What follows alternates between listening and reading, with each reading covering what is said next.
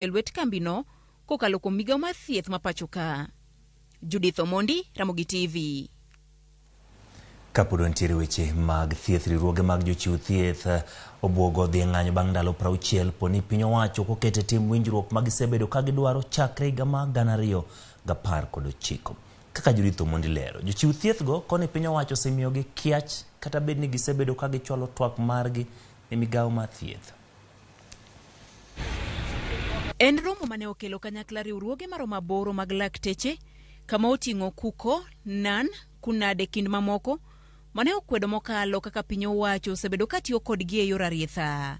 Ka otelnegi kod jotendgi, gikoni gisebedo ka gioro lipode mathoth ni migawo mar thieth ma osemiyogi kiach kendo koro chunogi mondo migikaw okang' machielo. Dwaro margi en ni mondo piny owacho chop kare dwarogi mar medo lakteche osara, keto negi lwasi makare mar tich kaachiel kod ndiko lakteche mathoth kaka ne gisingo e manifesto margi.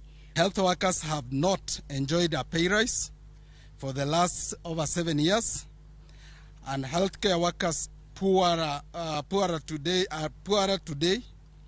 than 7 years ago. The unions you see here have been negotiating for either recognition agreements or a collective bargaining agreement since 2019, and the government has been frustrating the process. Poni piny owacho kochopo dwarogi, gisingo dhi e ng'anyo magalamoro bang' ndalo 60. We collectively demand as follow that the Minister of Health and the county government immediately resume negotiations to register the CBA within the next 60 days, including the unfinished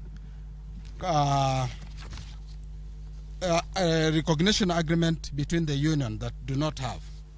That the Minister of Health and the county government immediately resume negotiations for the CBA within the next 60 days. If failure to this, we will resume our strike.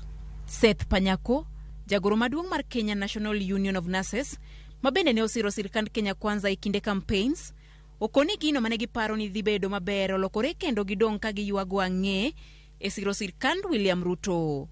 Kenyans are fighting for food on the table. Instead of looking at the things that go into addressing the issues of majority, the government has taken a trajectory that when you follow that trajectory, I find myself it is becoming hot air. We have said we are going to tax you 3% to build houses, whether you like it or not. That is dictatorship. That is not the government we intended to form in this country. When we were telling Kenyans we'll have affordable housing and great jobs for Kenyans, we were never telling Kenyans Kenyan workers are the ones going to finance those affordable housing programs. We never said that. Ywak maduong' mar lakteche sani en ni poni piny owacho kuwuok oko mar winjo ywakgi, thothgi biro wuok oko mar dhi tiyo oko mar piny Kenya kendo weyo Kenya kod midhiero mathoth mag thieth. Judith Omondi, Ramogi TV. Nyakora mgajwang' tok lipot ma Judith Omondi no wakaw yoyo wa matin kata kamano kik idhi mabor.